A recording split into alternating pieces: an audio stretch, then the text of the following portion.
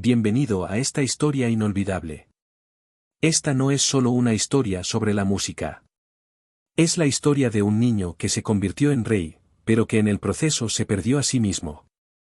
Una historia sobre los sueños, la fama, el control, la soledad, el amor, la adicción y el dolor. Una historia que te mostrará el precio de ser alguien adorado por el mundo. Pero nadie lo entiende realmente. Su voz cambió el mundo. Sus movimientos de baile impactaron a generaciones. Sus canciones hicieron llorar, enamorarse, gritar y desmayarse a las personas. Lo tenía todo: dinero, fama, poder, éxito, admiradores, mujeres, ropa, autos, mansiones. Pero en su interior seguía siendo aquel niño tímido y callado de Mississippi. Buscaba paz, buscaba amor, buscaba a alguien que entendiera su silencio. Esta no es una historia falsa. No es ficción. Es la verdadera y cruda vida emocional del ícono más grande de la historia de la música, Elvis Presley. Y esta historia también es perfecta para tu inglés. Porque mientras escuchas, aprenderás a entender historias, seguir los detalles y mejorar tu vocabulario de forma natural. Así que, si quieres mejorar tu inglés, escuchar historias que cambian vidas y ver vídeos que te hagan sentir algo real, suscríbete ahora y comparte este vídeo con alguien que ame la música, las historias o el inglés. Esto es solo el comienzo, y no querrás perderte lo que viene después. Comencemos desde el primer segundo de su vida. Capítulo 1. El pobre niño que no lloró. Regresemos a la oscura noche de invierno del 8 de enero de 1935. En los Estados Unidos, en un pequeño pueblo pobre llamado Tupelo, en Mississippi, una mujer llamada Gladys Presley estaba sufriendo profundamente. Estaba dando a luz a gemelos. Su esposo, Vernon Presley, esperaba afuera, temblando de frío, nervioso, sin dinero y asustado. No tenían dinero, ni futuro, ni idea de lo que la vida les traería. Primero, el doctor entregó un niño. Pero algo estaba mal. Nació sin vida. El bebé no respiraba, no lloraba, no se movía. Le pusieron el nombre Jessie Garon Presley.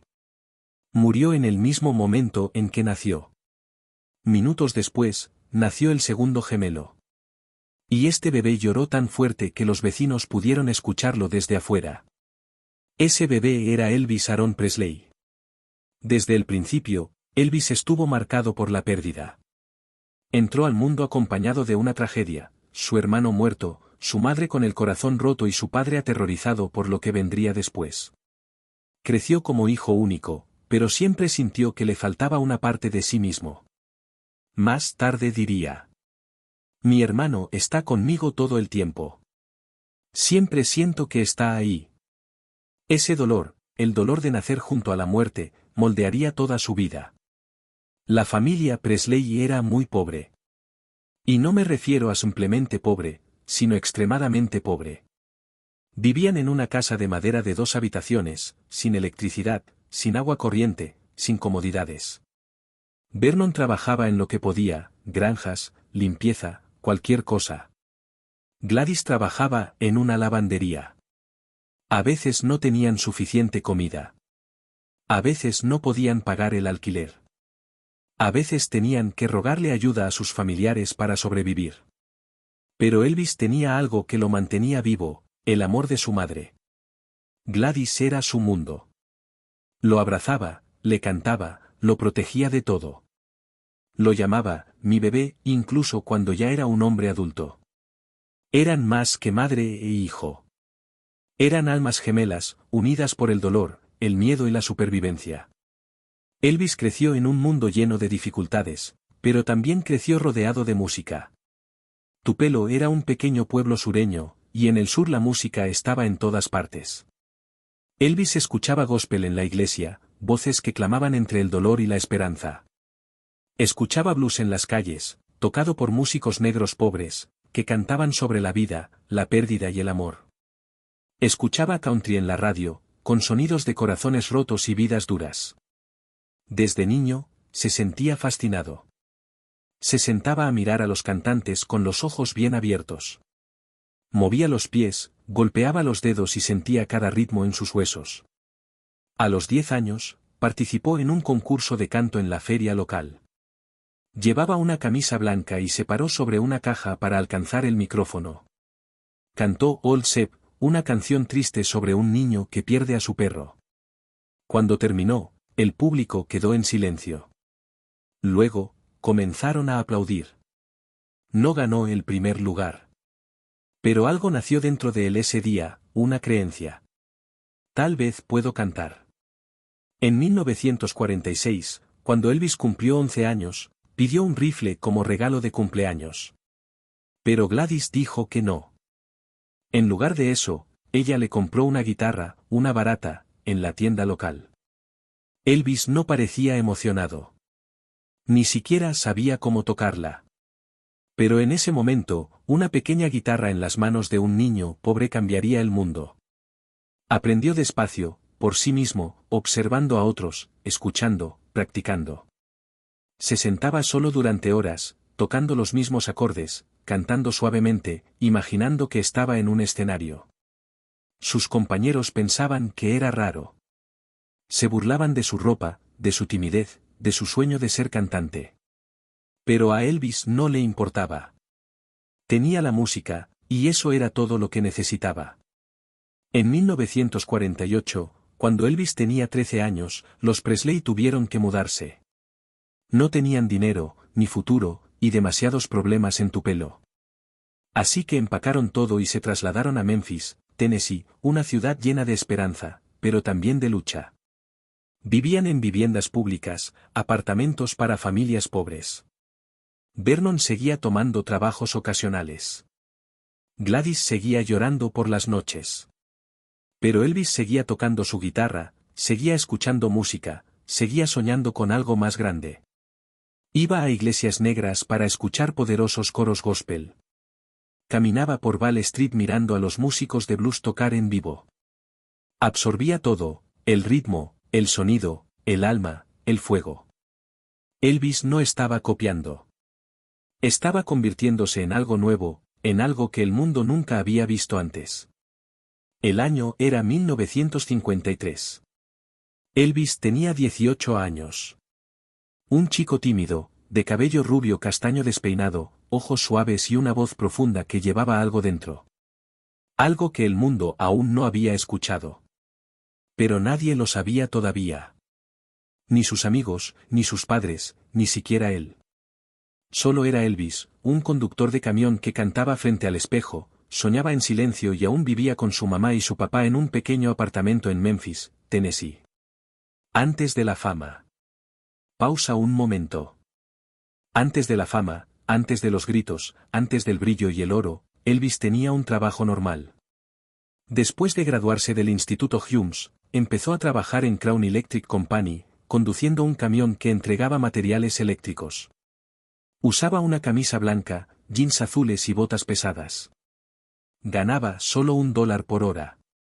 Pero incluso mientras conducía por las calles de Memphis, su mente estaba en otro lugar. Tarareaba canciones mientras manejaba. Soñaba con estar en un escenario, sosteniendo un micrófono, escuchando a la gente aplaudir. Nunca contó ese sueño a nadie, ni a sus compañeros, ni siquiera a sus padres. Porque la gente se reía de soñadores como él. Le decían: ¿Tú, un cantante? Vamos, chico. Sé serio. Pero Elvis no dejó de soñar. Seguía practicando la guitarra después del trabajo, sentado en la cama, con su madre a su lado, animándolo suavemente. El día que cambió la historia. Una calurosa tarde de julio de 1953, Elvis caminó por Union Avenue y se detuvo frente a un pequeño edificio. No era grande. No era brillante. Era un diminuto estudio llamado Sun Records, propiedad de un hombre llamado Sam Phillips. Un hombre que tenía un solo sueño. Si pudiera encontrar a un hombre blanco que cantara con el alma de un hombre negro, podría hacer $1.000.000. En esa época, el mundo estaba dividido por el color. La música negra, el blues, el gospel, el soul, era poderosa, pero solo se escuchaba en los barrios negros. El público blanco tenía country y pop, música limpia, educada, sin emoción. Nadie había mezclado ambas. Hasta ese día. Elvis entró en Sun Records con su guitarra, usando una camisa rosa y pantalones blancos. Sencillo, pero prolijo.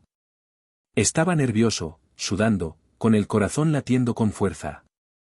Miró a su alrededor y vio micrófonos, cables e instrumentos, todo nuevo para él. En la recepción, una mujer levantó la vista. Su nombre era Marion Keisker, la secretaria y asistente de Sam Phillips.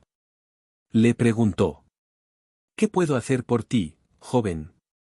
Elvis tragó saliva y respondió en voz baja: «Quiero hacer un disco para mi madre». Era medio verdad. Quería sorprender a su mamá, sí. Pero, en el fondo, quería que alguien lo escuchara. Marion sonrió. Le dijo el precio, $3.98 por grabar 2 canciones en un disco de acetato. Elvis asintió nervioso y entró a la pequeña sala de grabación. El lugar olía a madera, polvo y sudor. El aire era caliente. Las paredes estaban cubiertas con paneles de sonido. Un solo micrófono se erguía en el centro. Elvis se colgó la guitarra, respiró profundo y comenzó a cantar. La primera canción fue My Happiness, una melodía suave y romántica que había aprendido de un disco de The Ink Spots. Cantó con ternura, emoción e inocencia. Luego interpretó That's When Your Heart Touches Begin. Su voz era profunda y cálida. No era perfecta, pero tenía alma. Había algo en ella que se sentía real, honesto, vivo. Marion Keisker escuchaba desde la cabina de control, con los ojos muy abiertos. Cuando terminó, escribió en la caja de la cinta: «Buen cantante de baladas». Y se detuvo allí. No lo sabía aún, pero esa nota sería la semilla de la historia. Elvis pagó los $3.98, tomó su disco, le dio las gracias tímidamente a Marion y salió por la puerta, volviendo a su vida de conductor de camión. Pero Marion no pudo olvidarlo. Mantuvo aquella grabación en su escritorio durante meses. Un año después, en junio de 1954, ocurrió algo inesperado. Sam Phillips, el dueño de Sun Records, estaba buscando una voz nueva. Le dijo a Marion: «¿Recuerdas a aquel chico? El que sonaba un poco diferente». Marion respondió: «Elvis Presley». Sam dijo: «Sí, tráelo aquí». Ella llamó a Elvis. Cuando él contestó, escuchó: «Elvis, habla Marion Keisker de Sun Records. Sam Phillips quiere que vengas al estudio». El corazón de Elvis comenzó a latir con fuerza. Colgó el teléfono y corrió hacia sus padres. «Mamá, quieren que vuelva al estudio». Gladys sonrió y dijo: «¿Ves, cariño? Te dije que algo bueno iba a pasar». Esa noche no durmió. Siguió imaginando cómo sería grabar otra vez. Tal vez, esta vez, de verdad. Era una noche calurosa de verano en Memphis. De esas noches en las que el aire se pega a la piel y todo parece vivo. Elvis entró al estudio de Sam con su guitarra. Ya había 2 músicos allí, Scotty Moore en la guitarra y Bill Black en el contrabajo. No conocían a Elvis. Pensaron que era solo otro chico nervioso con grandes sueños. Sam Phillips les pidió que se calentaran y probaran algunas canciones. Tocaron baladas lentas, temas country. Nada funcionaba. Pasaron las horas y Sam empezaba a aburrirse. Elvis sudaba, frustrado. Era pasada la medianoche y todos estaban listos para irse. Y entonces sucedió. Elvis tomó su guitarra, comenzó a tocar un ritmo rápido y divertido, y empezó a cantar That's All Right, Mama. Una canción originalmente interpretada por el cantante de blues negro Arthur Big Boy Crudup. Pero Elvis no la copió. La transformó. La hizo suya. Le añadió energía, alegría, ritmo y movimiento. Scotty y Bill se unieron. Uno en la guitarra eléctrica, el otro en el contrabajo. Empezaron a improvisar, sin pensar, solo sintiendo. Sam Phillips, que había salido a fumar, corrió de vuelta al escuchar el sonido. Gritó. ¿Qué están haciendo? Elvis se quedó helado, pensando que estaba en problemas. Pero Sam sonrió de oreja a oreja y dijo. Háganlo otra vez. Lo que sea que estén haciendo, háganlo otra vez. Lo grabaron una vez más. La misma energía, la misma alegría, la misma magia. El resultado fue eléctrico. No era blues. No era country. No era gospel. Era algo completamente nuevo. Esa noche, nació el rock and roll. 2 días después, el 8 de julio de 1954, un DJ de Memphis llamado Dewey Phillips, sin relación con Sam, tocó That's All Right en su programa de radio Red Hot and Blue. En cuestión de minutos, las líneas telefónicas explotaron. La gente llamaba preguntando. ¿Quién es ese? ¿Quién canta esa canción? Los oyentes no podían saber si el cantante era negro o blanco. Solo sabían que la música estaba viva. Dewey puso la canción 14 veces en una sola noche. Luego llamó a Elvis. Ven a la estación, chico. La gente está enloqueciendo. Elvis corrió, nervioso y temblando. Se sentó para su primera entrevista radial. Dewey le hizo preguntas en vivo. ¿De dónde eres? ¿A qué escuela fuiste? Quería que los oyentes supieran que Elvis Presley era blanco. Porque en ese momento, la música todavía estaba dividida por raza, y ese sonido era impactante. Elvis no entendía cuál era el problema. Él solo quería cantar. Pero no sabía que, en esa sola noche, había abierto un nuevo capítulo en la historia de la música. Después de That's All Right, Sun Records lanzó otro sencillo, Blue Moon of Kentucky. Ambas canciones explotaron en Memphis y los estados cercanos. Elvis comenzó a actuar en vivo, usando ropa llamativa, moviendo la pierna, girando las caderas, y la gente enloquecía. Las mujeres gritaban, los hombres lo miraban sorprendidos, los padres quedaban escandalizados. Nadie había visto jamás algo así. No era planeado. Le salía natural. Una mezcla de timidez, emoción y ritmo. Y esa energía salvaje se convirtió en su marca personal. Pronto, Elvis Presley ya no era solo un nombre. Era una sensación. Parte 2. La explosión de Elvis Presley, cuando el mundo conoció al rey. Después del éxito de That's All Right y Blue Moon of Kentucky en 1954, Elvis ya no era solo un chico tímido con una guitarra. Estaba convirtiéndose en algo nuevo. En Memphis, la gente ya lo trataba como una estrella. Lo invitaban a programas locales. Las chicas gritaban su nombre. Los chicos imitaban su peinado. Pero Elvis aún no sabía qué hacer después. Seguía viviendo en un pequeño apartamento con sus padres. Seguía trabajando medio tiempo. Seguía sintiéndose diferente, inseguro, fuera de lugar. Pero la verdad era que todo el país estaba a punto de descubrirlo. Y cuando lo hicieran, nunca lo dejarían ir. Desde finales de 1954 hasta comienzos de 1955, Elvis grabó varias canciones más con Sun Records.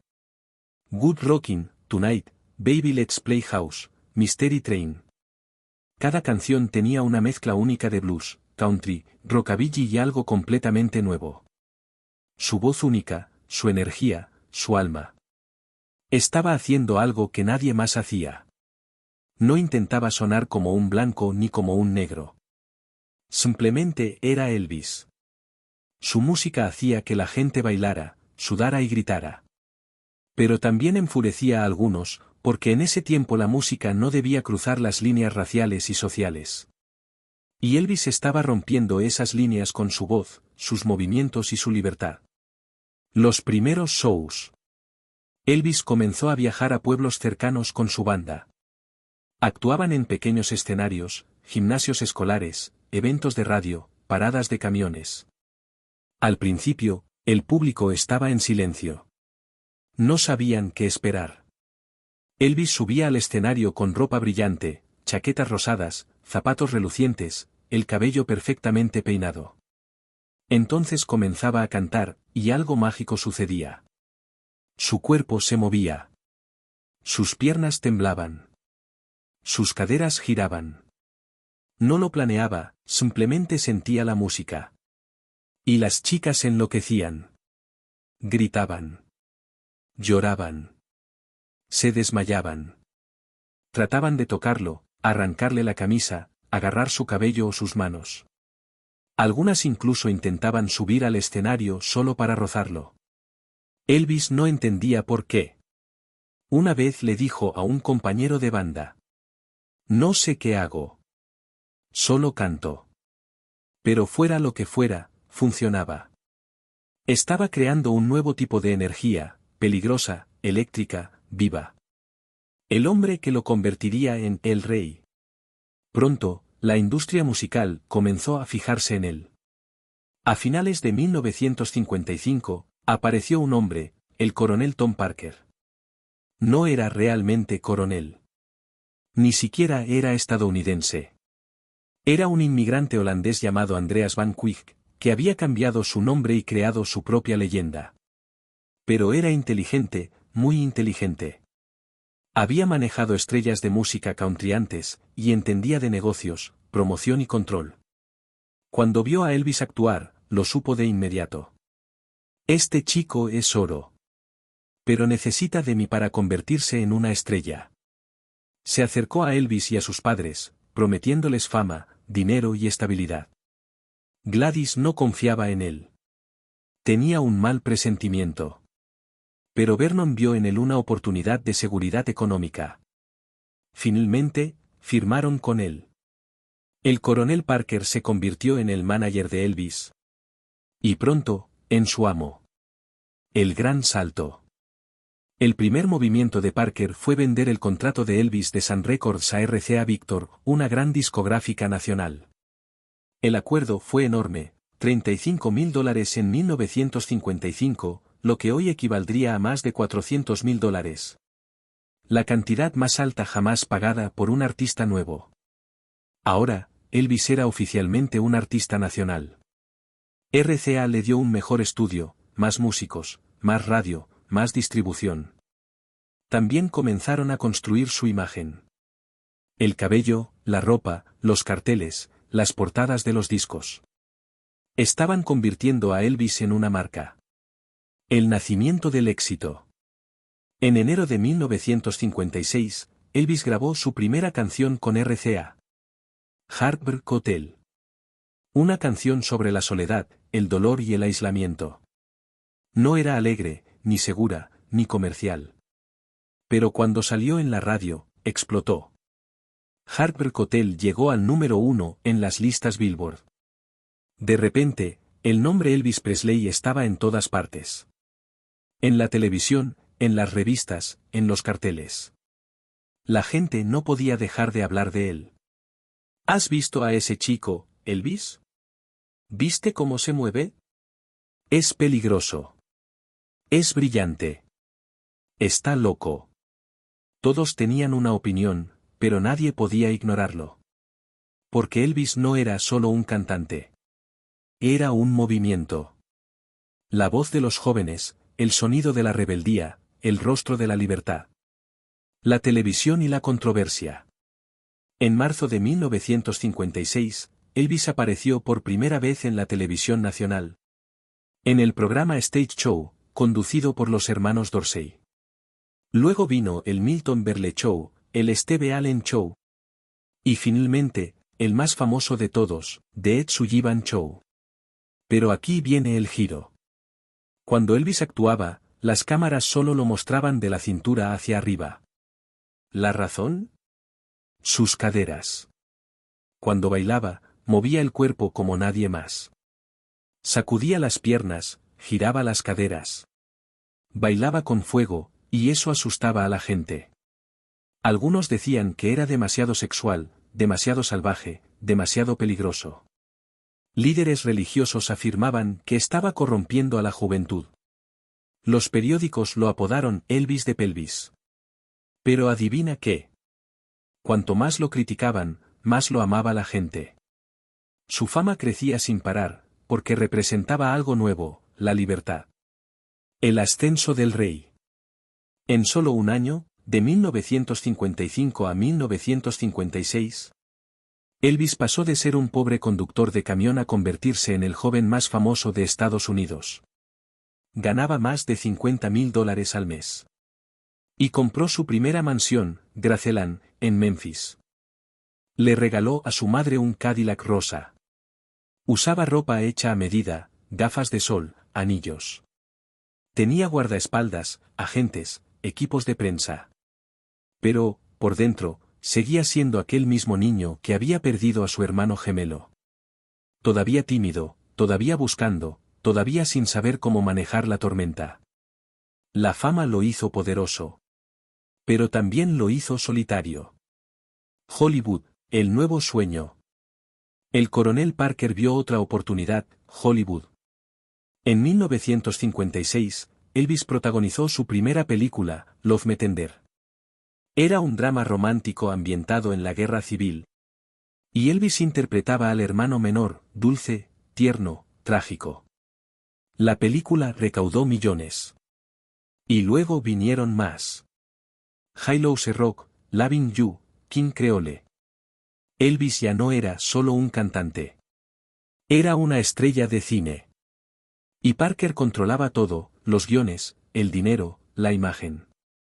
Elvis decía que sí a todo, intentando complacer a todos. Pero poco a poco, empezó a perder el control de su propia vida. La llamada del ejército. Era diciembre de 1957. Elvis tenía 22 años. Millones de fans, dinero, casas, autos, discos de oro y fama internacional. Pero también estaba cansado. Cansado de actuar. Cansado de hacer película tras película. Cansado de que todos quisieran controlarlo. Especialmente el coronel Parker. Que veía a Elvis como un producto, no como una persona. Empezaba a sentirse prisionero de su propia fama. Y entonces llegó la carta. Un sobre marrón del gobierno de los Estados Unidos. Dentro, una notificación. Has sido reclutado para servir en el ejército de los Estados Unidos. Elvis fue llamado a servir como soldado. Como cualquier otro hombre estadounidense de su edad. Sus fans quedaron en shock. Algunos lloraron. Otros rogaron al gobierno que cancelara el reclutamiento.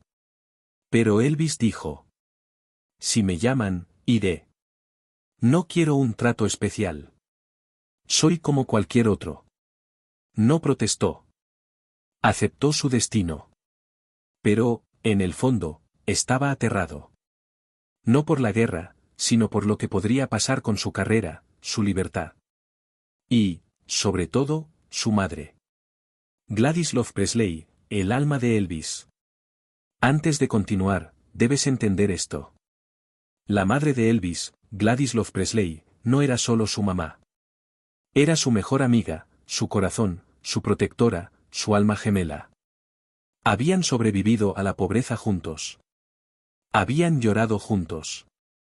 Habían dormido en la misma cama durante los inviernos duros. Habían reído, rezado y creído el uno en el otro.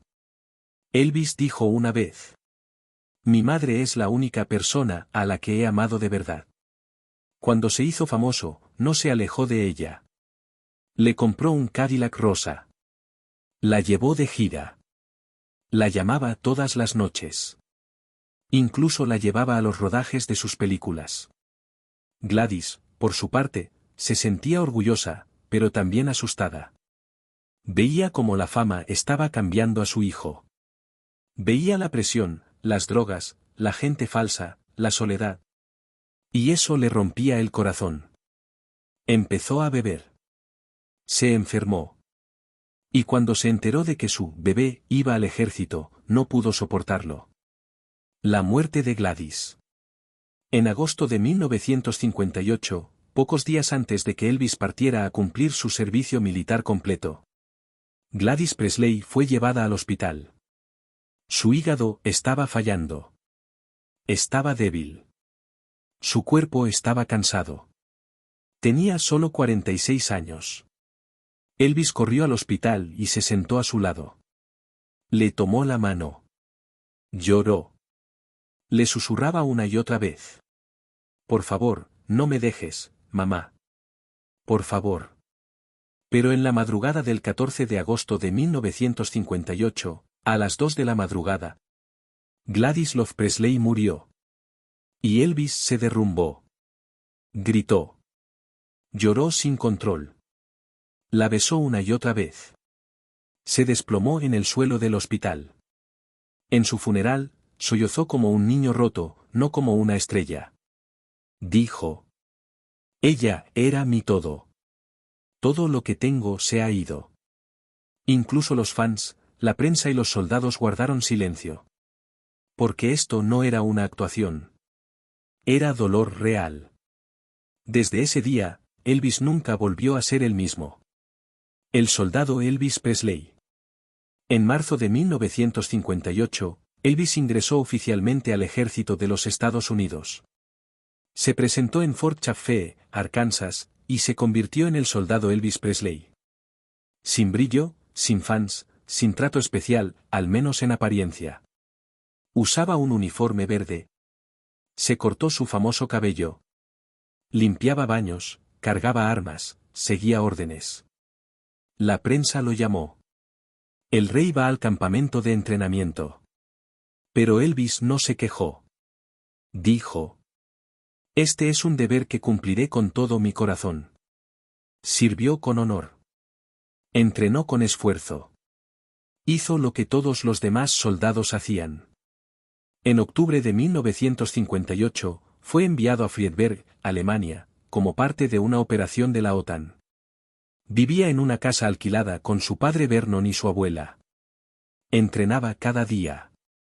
Y por las noches escuchaba discos, tocaba música. E intentaba sanar del dolor por la muerte de su madre. El encuentro que cambiaría su vida. Una noche, en una fiesta privada, una hermosa chica de 14 años entró en la habitación. Su nombre era Priscilla Beaulieu. Era hija de un oficial de la Fuerza Aérea estadounidense que vivía en Alemania. Elvis tenía 24 años. Priscilla tenía 14. La diferencia de edad entre ellos levantó algunas cejas. Pero en los años 50 este tipo de relación no era tan controvertida como lo sería hoy. Priscilla dijo. Era educado, respetuoso, y nunca me hizo sentir incómoda. Elvis se sintió atraído de inmediato. No solo por su apariencia, sino por su dulzura, su inocencia, su tranquilidad. Él seguía de luto, seguía roto. Y Priscilla le trajo paz. Comenzaron a pasar tiempo juntos. Hablando durante horas. Viendo películas. Escuchando discos. Él le compartía su tristeza. Ella lo escuchaba. Él le tocaba música. Ella sonreía. La llamaba baby y le tomaba la mano como si fuera un secreto que quería proteger. El regreso del soldado. En marzo de 1960, tras 2 años de servicio militar, Elvis dejó el ejército y regresó a Estados Unidos. Tenía 25 años, y todo había cambiado. Su madre había muerto. Su alma aún dolía. Y el mundo de la música había avanzado. Nuevos artistas estaban surgiendo. La música estaba cambiando. El público esperaba saber si Elvis aún tenía la magia. Y Elvis estaba listo para intentarlo. Pero ya no era el mismo muchacho. Ahora era un hombre con dolor detrás de los ojos. El regreso comienza. ¿Are You Lonesome Tonight? Su primera grabación al volver fue Stuck on You, un éxito inmediato. Después vinieron It's Now or Never y ¿Are You Lonesome Tonight? Estas canciones no eran rock and roll salvaje. Eran más suaves, más tristes, más emocionales. Porque ahora Elvis cantaba con su dolor. A la gente le encantó. Su voz había madurado. Su corazón tenía profundidad. Su alma ardía. Priscilla vuelve a su vida. Después de dejar Alemania, Elvis no pudo olvidar a Priscilla. Se escribían cartas, se llamaban por teléfono. Y en 1963, cuando ella tenía 17 años, Priscilla se mudó a Graceland con permiso de sus padres. Elvis le prometió respeto. Le dio su propia habitación. Quería que terminara la escuela. Que mantuviera su privacidad. Y creciera a su propio ritmo. Fue una relación extraña, llena de amor, control, confusión y sueños callados. Pero para Elvis, Priscilla era su refugio. La única persona que le recordaba la dulzura de su madre. La época de las películas. A comienzos de los años 60, el coronel Parker empujó a Elvis a hacer más y más películas. Filmó Blue Hawaii, Hey Blues, Girls, Viva Las Vegas. Las películas eran ligeras, divertidas, coloridas, llenas de canciones, baile, playas y romance. Pero también eran repetitivas y superficiales. A Elvis no le gustaban la mayoría. Quería papeles serios, como Marlon Brando o James Dean. Pero Parker insistía. El dinero está en los musicales. Las fans los aman. Quédate con la fórmula. Y Elvis obedeció. Hizo más de 30 películas. Pero muy pocas le gustaron de verdad. Poco a poco, perdió la pasión. El chico que una vez sacudió al mundo con That's All Right. Ahora cantaba canciones cursis en escenarios de plástico. Por dentro, sentía que moría creativamente. El matrimonio con Priscilla. Era 1 de mayo de 1967. Las Vegas brillaba bajo el sol de la mañana. Pero dentro del Hotel Aladdin, las luces estaban sobre una sola pareja. Elvis Presley, de 32 años. Y Priscilla Beaulieu, de 21. Después de años de amor, cartas a distancia, momentos privados.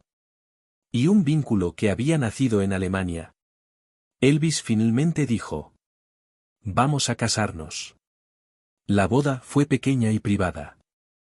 Solo asistieron amigos cercanos, algunos periodistas, por supuesto, el coronel Parker. Priscilla llevó un vestido blanco largo, delineador oscuro y rizos suaves. Elvis vistió un smoking negro, cabello impecable y un encanto nervioso. Lucían perfectos. Pero algo ya se sentía extraño. Muchos decían que la boda fue organizada más por publicidad que por amor. Algunos creían que el coronel Parker la había forzado para proteger la imagen de Elvis. Otros decían que él no estaba listo. Pero se casó porque sintió que debía hacerlo. Aún así, esa mañana sonrieron, se besaron, cortaron el pastel. Y el mundo los llamó realeza. Nace Lisa Marie Presley. El 1 de febrero de 1968. 9 meses después de la boda. Priscilla dio a luz a Lisa Marie Presley. La única hija de Elvis. Y en el momento en que la vio, él lloró. La sostuvo en brazos y susurró: eres mi pequeña. Te protegeré para siempre. Por un instante, Elvis encontró paz. Su mundo lleno de presión, dinero y ruido. De pronto tenía un propósito tranquilo. Pasaba más tiempo en casa. Cantaba para Lisa Marie. La observaba dormir. Besaba sus pequeños dedos. Pero la paz no dura mucho en el mundo de la fama. Y pronto volvió la presión. Cantar, ser Elvis, mantenerse en la cima. El renacimiento. Durante la primera mitad de los años 60, Elvis había estado atrapado en contratos de Hollywood, haciendo musicales aburridos. Sus fans se estaban perdiendo interés. The Beatles dominaban el mundo. Bob Dylan, Jimi Hendrix y The Rolling Stones eran ahora la voz de la juventud.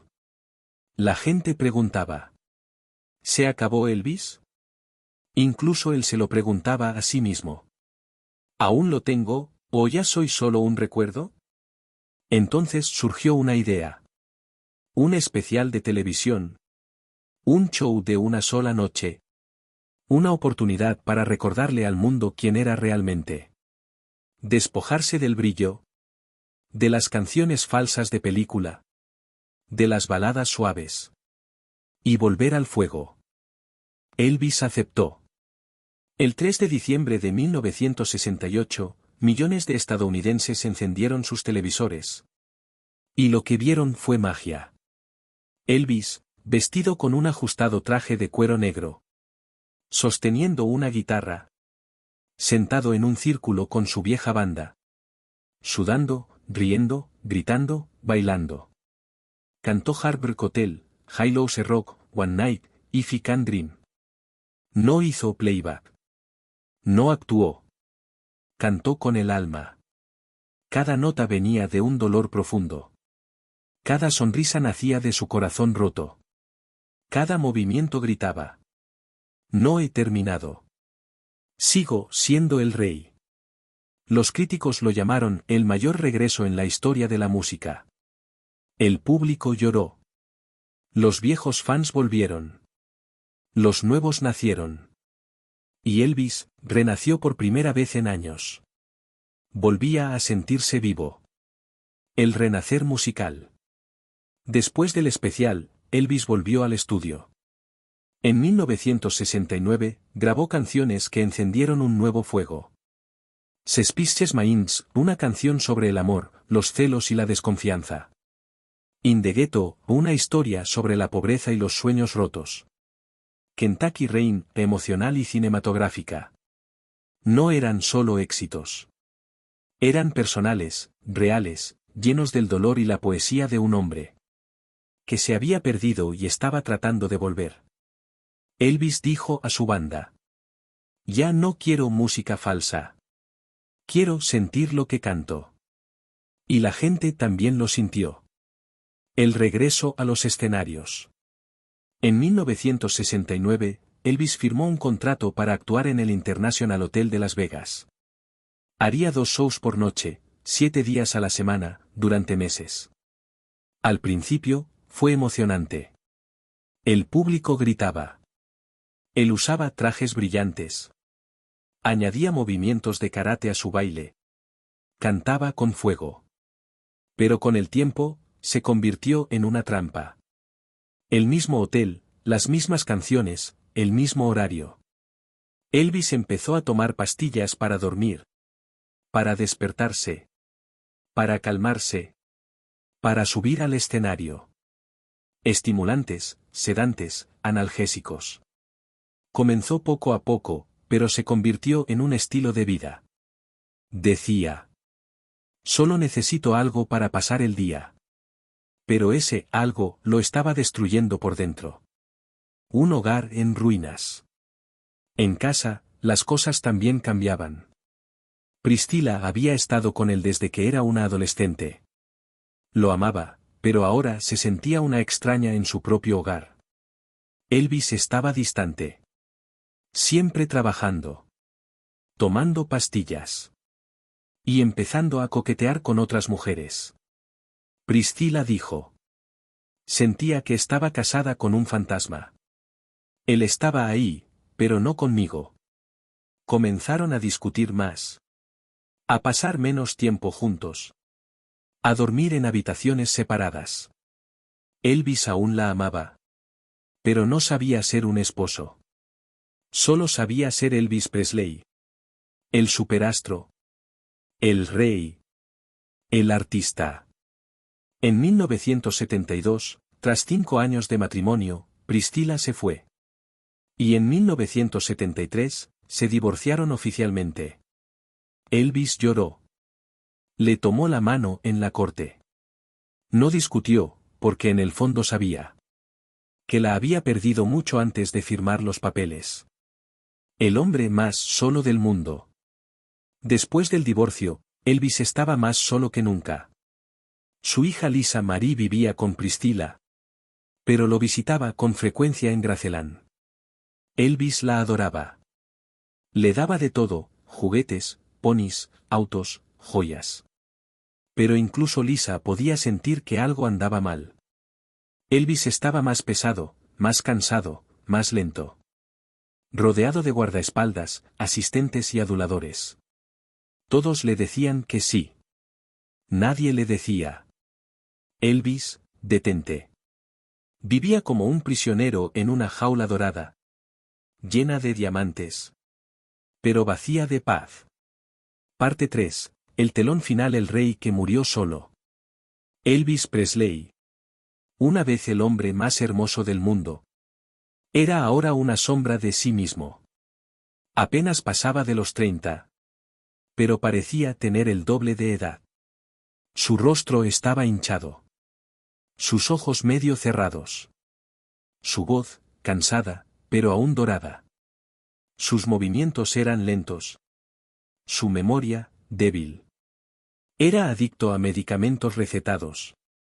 Legales, sí. Pero mortales. Y aún así, seguía actuando. Seguía subiendo al escenario. ¿Por qué? Porque tenía que hacerlo. Para pagar su estilo de vida. Para cumplir con los interminables contratos del coronel Parker. Para seguir siendo relevante. Pero cada show era más difícil. Tenían que ayudarlo a subir las escaleras. A veces olvidaba las letras. Sudaba tanto que su traje quedaba empapado. Y aún así, cuando cantaba, la gente lloraba. Porque aunque su cuerpo se debilitaba, su voz seguía siendo un regalo de Dios. Elvis no tomaba drogas para divertirse. Las tomaba para sobrevivir. Para dormir, pastillas para dormir. Para despertarse, estimulantes. Para cantar, analgésicos. Para relajarse, sedantes. Para sentirse normal, tomaba de todo. Tenía un médico privado, el Dr. George Nichopoulos. Conocido como Dr. Nick. Dr. Nick le recetaba miles de pastillas al año. Solo en 1977, Elvis recibió más de 10.000 dosis de medicamentos recetados. Nadie lo detuvo. Porque él era Elvis. Y cuando un hombre llega a ser tan grande, la gente tiene miedo de decirle que no. Después de Priscilla, Elvis intentó encontrar el amor otra vez. Salió con Linda Thompson, una mujer amable que trató de ayudarlo a mantenerse sano. Más tarde salió con Ginger Holden, una reina de belleza que se convirtió en su última novia. Pero Elvis no podía entregar su corazón por completo. Aún estaba enamorado del recuerdo de Priscilla. Y aún sufría por la pérdida de su madre. Todas las mujeres de su vida dijeron lo mismo. Era dulce, pero profundamente triste. Sonreía por fuera. Pero por dentro estaba roto. Quería ser amado. Pero no sabía cómo quedarse. El castillo silencioso. Elvis rara vez salía de su casa, Graceland, en Memphis. Vivía como un rey en un castillo, pero no era de oro. Era silencioso, oscuro y lleno de recuerdos. Veía televisión hasta altas horas de la noche. Leía libros espirituales, buscando sentido. Tocaba el piano solo, cantando suavemente para sí mismo. Pedía montañas de comida. Hamburguesas con queso. Sándwiches fritos de mantequilla de maní y plátano. Helado. No hacía ejercicio. No dormía bien. Ya no reía como antes. A veces se quedaba en su habitación durante días. Solo sentado, pensando, doliendo. Les decía a sus amigos: estoy tan cansado, hermano. Tan cansado. No hablaba de su cuerpo. Hablaba de su alma. Los últimos conciertos. Elvis siguió de gira hasta el final. Incluso en 1977, el año en que murió, actuó en más de 50 conciertos. Pero algo había cambiado. Se veía enfermo. Pesaba más de 160 kilos. Su piel estaba pálida. A veces olvidaba en qué ciudad estaba. Los fans se dieron cuenta. Algunos se horrorizaron. Decían: está acabado. Debería parar. Se está avergonzando. Pero otros lloraban. Porque cuando cantaba You Were Always on My Mind, My Way, Unchained Melody, No escuchaban solo una canción. Escuchaban a un hombre muriendo mientras entregaba su alma. El final. Era una calurosa mañana de verano en Memphis. Elvis acababa de regresar a Graceland. Tras otra noche sin dormir, leyendo. Había tomado una gran cantidad de pastillas. A las 2:30 de la madrugada, le dijo a Ginger Holden. Voy al baño. No tardaré. Entró, y nunca volvió a salir. Horas después, Ginger lo encontró inconsciente. Tendido en el suelo. Gritó. El personal corrió. Llamaron a la ambulancia. Intentaron reanimarlo. Pero ya era demasiado tarde. A las 3:30 de la tarde, Elvis Aaron Presley fue declarado muerto a los 42 años. La noticia se propagó como fuego. Elvis ha muerto. El rey se ha ido. El mundo había perdido a una leyenda. La gente se desmayaba, lloraba, gritaba, rezaba. Las radios tocaron sus canciones durante días. Los canales de televisión detuvieron todo para rendirle homenaje. Fans de todo el mundo volaron a Graceland. El adiós del rey. El funeral de Elvis se celebró 2 días después. Decenas de miles de personas esperaron bajo el sol ardiente. Para pasar frente a su ataúd abierto. Llevaba un traje blanco, sostenía una Biblia. Y yacía en paz. Muchos dijeron. Por fin se ve libre. Fue enterrado en el cementerio Forest Hill. Pero tras una amenaza de robo, su cuerpo fue trasladado a Graceland. Junto al de su madre, Gladys. Ahora están juntos. El niño y la mujer que más se amaron en la vida. Aún hoy, visitantes de todo el mundo caminan hasta su tumba. Algunos dejan flores. Otros lloran. Algunos simplemente se quedan de pie y susurran. Gracias. El legado eterno. Elvis se ha ido, pero está en todas partes. Su música sigue vendiendo millones de discos. Su casa, Graceland, es una de las más visitadas de Estados Unidos. Su rostro está en camisetas, tazas, carteles. Su voz es estudiada por cantantes.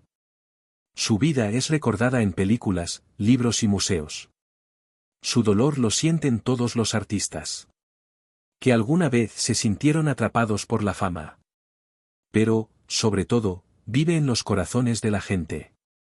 Porque Elvis no fue solo una estrella. Fue un niño que quería cantar para su madre. Fue un hombre que solo quería ser amado. Fue un rey que lo dio todo. Y murió intentando encontrar paz. La lección de Elvis. La salud de Elvis colapsó por las drogas, la presión, la soledad y el dolor. Sus últimos años estuvieron llenos de conciertos, pastillas, silencio y sufrimiento. Murió el 16 de agosto de 1977. Solo, en Graceland. Su funeral fue inmenso. Su muerte sacudió al mundo entero. Pero su legado se volvió aún más poderoso después de su partida. Porque su historia es real, dolorosa, hermosa e inolvidable. Elvis Aaron Presley empezó como un niño pobre con una guitarra, cantando para su madre. Se convirtió en la voz más famosa del mundo.